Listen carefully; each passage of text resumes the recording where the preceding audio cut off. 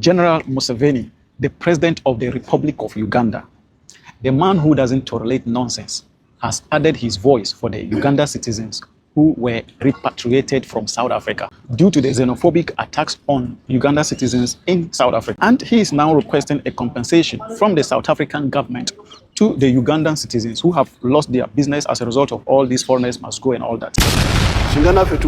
South Africa bali wano. Kubanga ba South Africa bakola business wano yamanyi zamanyi MTN bali wano. Ebiri wano binene kusinga ebyamwe bomu hoteli busomero byebononye. Naye nzikiriziganya ne Ramaphosa nti muwandiike ebintu byamwe ebyayononeka. Waliwo balina amasomero, waliwo balina ki mumwe njogedde ne President Ramaphosa mbiwandiike bulungi. One thing I like about President Museveni is his boldness and straightforward in reacting or in talking about public issues like this. You know, he just called a spade, bro. If it's right, it's right. If it's wrong, it is wrong. So he's saying that Uganda is equally capable of what?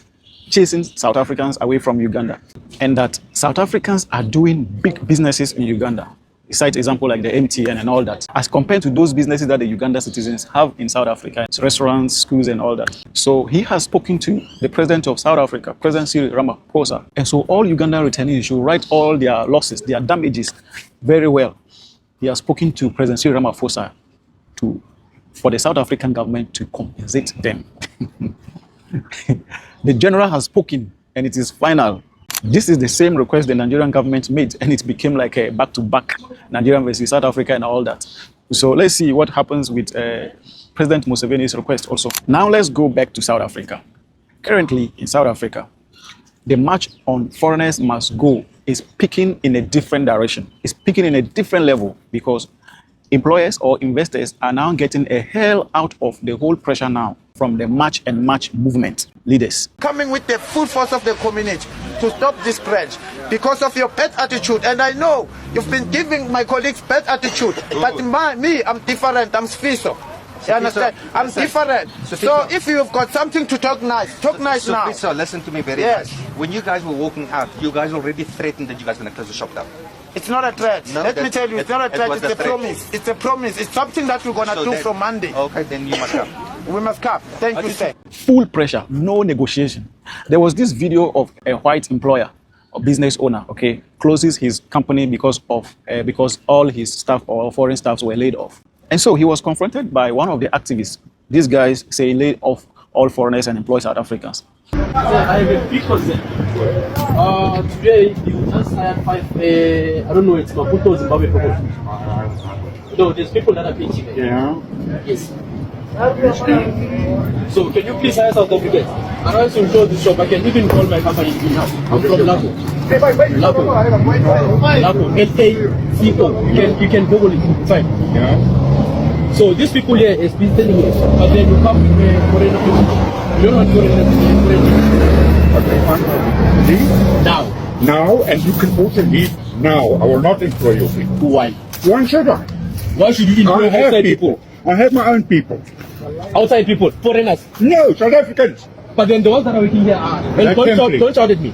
Don't shout at me. You started shouting at me. No, don't shout at me. I'm not your child. Don't shout at me. Out.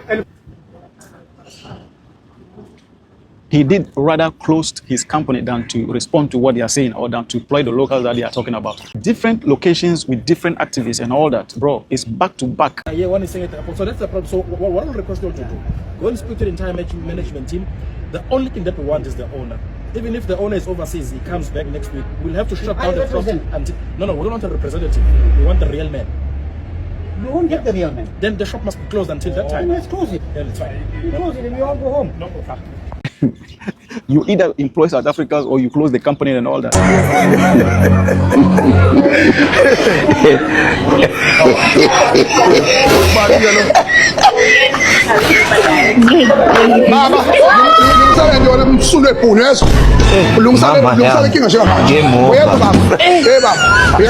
My guy, this old woman, she's been complaining about you guys.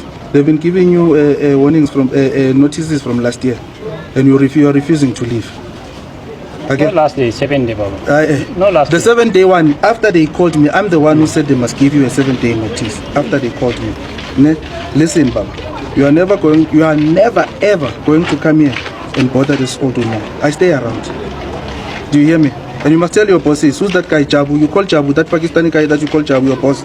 You must tell him you'll never ever come here in this yard. Do you hear me? No, listen. Why? I don't want to listen. I don't want to listen to you. You must listen to me. Listen, daughter is there 5 days. You see? The what? 5 days. After 5 days, I'm moving. I'm talking yesterday. Why is coming is out is damaged. Last week, no, last Tuesday. Yesterday, I'm talking yesterday morning.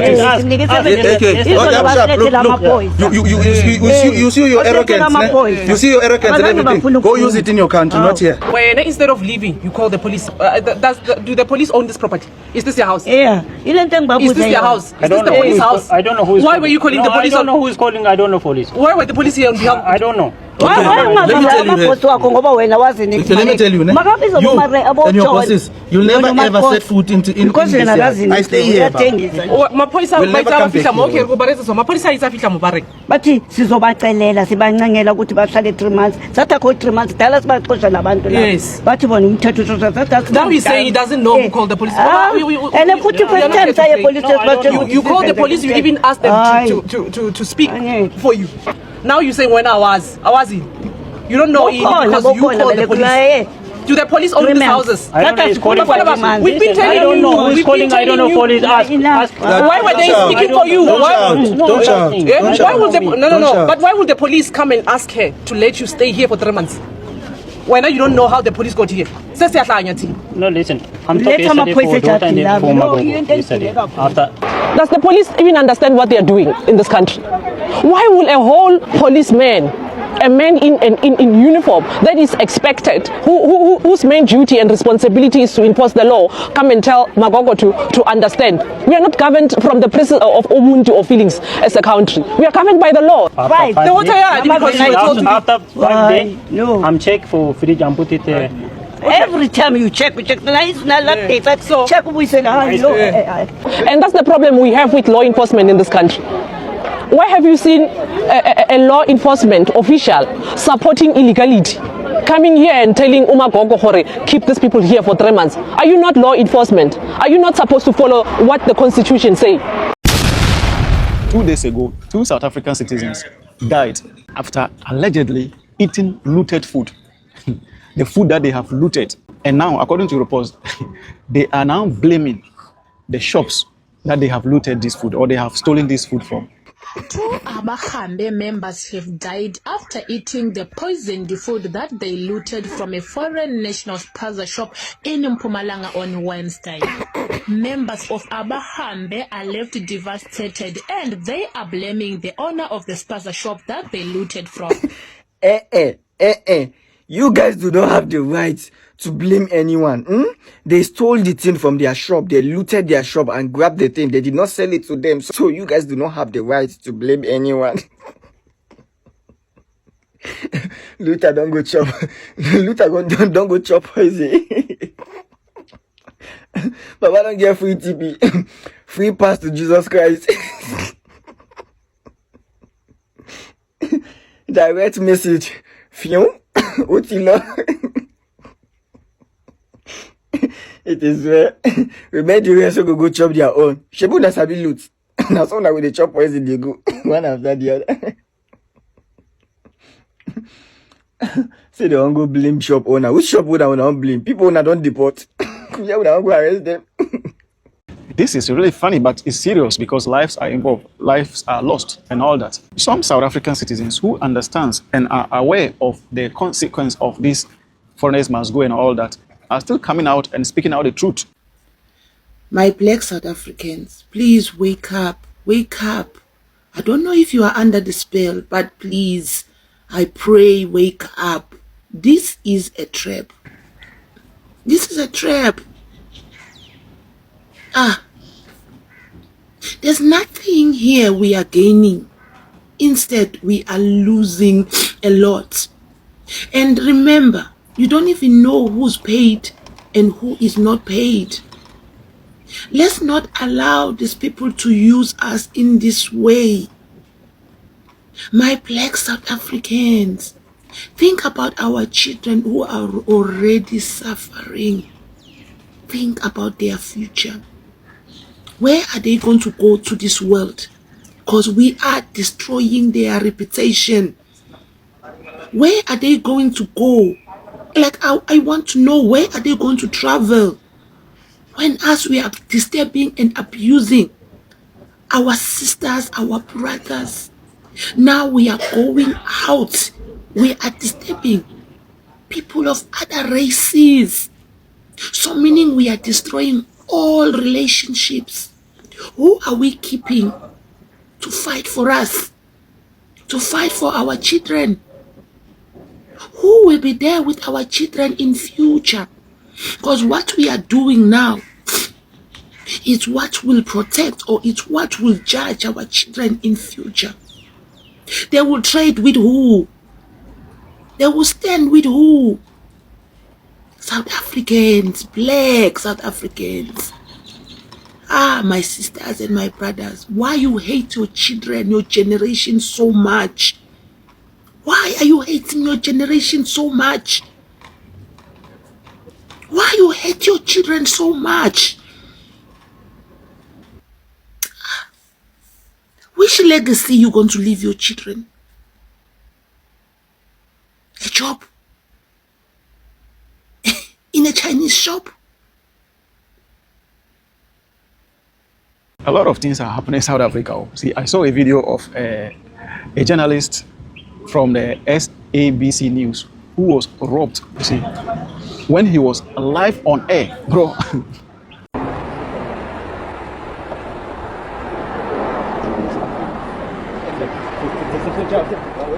Okay, sorry. Give me.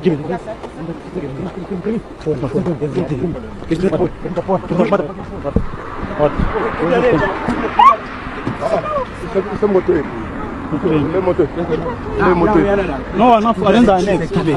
Give me. Now, it's not easy.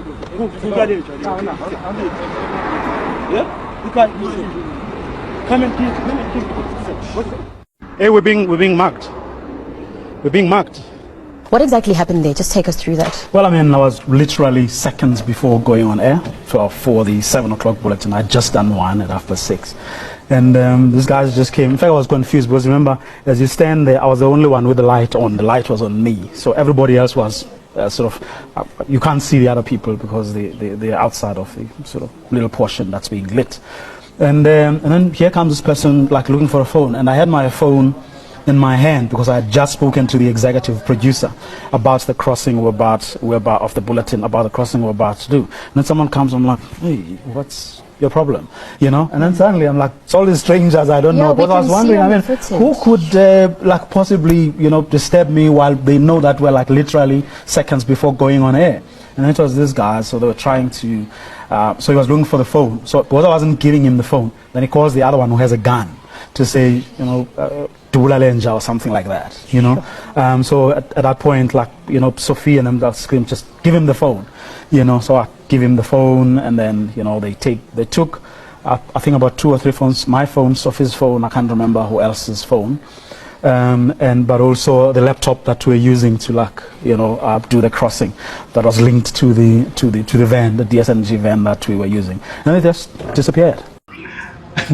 This is serious, but all these things are happening. But the problem is foreigners. All foreigners must go and all that. Now let's go to Botswana.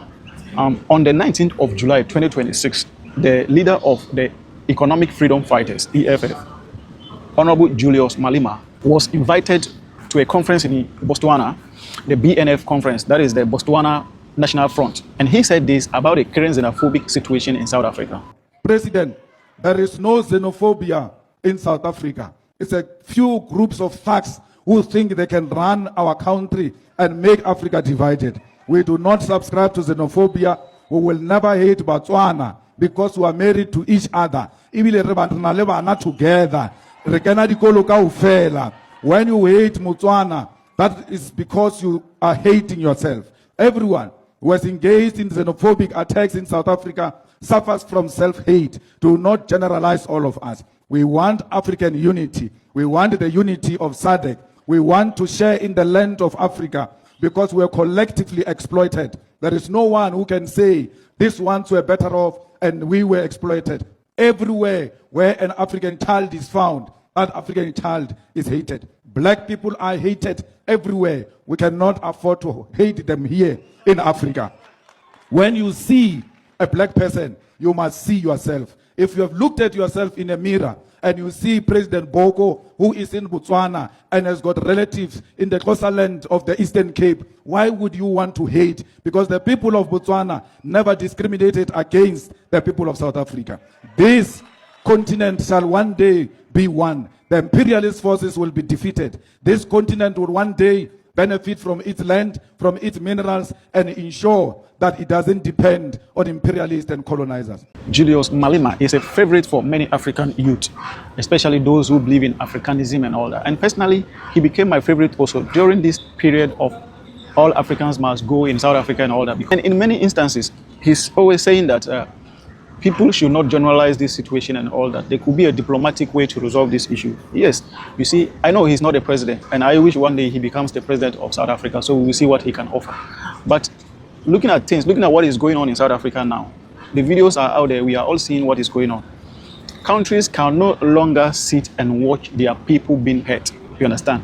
People are going through a lot, okay? People are being attacked, people's shops, businesses are being looted, some are even losing lives through this and all that. So should countries just sit down and watch this thing happen? Since when did this march against foreigners must go and all that started? How much time did the government of South Africa need to curtail the situation, to stop those people on the street attacking other African foreigners and their businesses in South Africa? How long the government will stop them so that diplomatic solutions can come in and all that? See, and now the South African government is now accusing Ghana and Nigeria, especially Ghana. So South Africa is now accusing Ghana and Nigeria for pushing the narrative that they are being isolated totally from other African countries. We've taken note of the campaign, primarily driven by Ghana and to a lesser extent Nigeria, but not as concerted as Ghana has. Now, just a couple of days ago, the spokesperson for their president, Cyril Ramaphosa, he came out to accuse Ghana and Nigeria for pushing the agenda that they are being isolated. We are making them look bad. We are playing the victim card and everything. Meanwhile, it's Ghana's president that told other African countries that they should bear with you people with whatever you are going through. All of us must empathize with South Africa, or must sympathize with South Africa, and we must help South Africa to be able to drill down and find out what it can do to reduce the unemployment rates amongst the black populations, and to also change the mindset that people who have come to your country are taking your jobs. But still, they say we Ghana, we want people. It be we where we talk a lot of things about them. They say Ghana, we like exaggerating. If you remember, Ghana is the first country to repatriate their people before other countries followed. And I'm shocked how these people, they really don't see what their people are doing, or whether they see it and pretend like they don't see it. This is the body of the Ghanaian who was unallied in South Africa during the xenophobic attack. Bashiru is sacked. This one too, did Ghana make this one up? Did we misinform people about this one too? There are videos all over online, what you people are doing, but you pretend like you don't see it because you want to hold on to power. For other African countries, they might be quiet if you unalive their people. For them, they don't care. But then we, if you touch one, you touch 1,000. I'm telling you, people will blame everyone for whatever happens in South Africa. Meanwhile, it's your own people. Just recently, their president was warning Ghana and Nigeria from seizing South African-owned assets in our country. Meanwhile, your people are over there in South Africa doing the same thing. They are seizing shops owned by foreigners. It's like you people are doing everything except looking in the mirror to see the... Ghanaians are even helping the situation because everything started from when Ghana first repatriated its citizens and all that, because they were accusing government for taking a quick decisions instead of holding on for a diplomatic solution and all that. Ghana already saw this coming, that this thing is going to turn into something else, and now you can see what is happening. People are now losing their businesses, people have been attacked and all that. So that is why Ghana saw that, no, we can't wait until our people are hurt or until our people are being killed before we now come for them. So let's just take them first. This is why Ghana took that quick decision and all that. And you see what is happening. And I know that definitely other African countries will join in doing same thing that Ghana is doing. But then it will be too late, because these movements, when you look at how they are going around doing and attacking and commanding employers and attacking foreigners to leave their country, it's like they have power that the government doesn't even have. So every sensible government of any country will reach out for his people, will go in for the people and all that. So it is what it is. It is one Africa, one people, no hate, one love. Please drop your opinion in the comment section. Let's discuss respectively. Don't forget to subscribe and stay tuned for more updates. I'm out.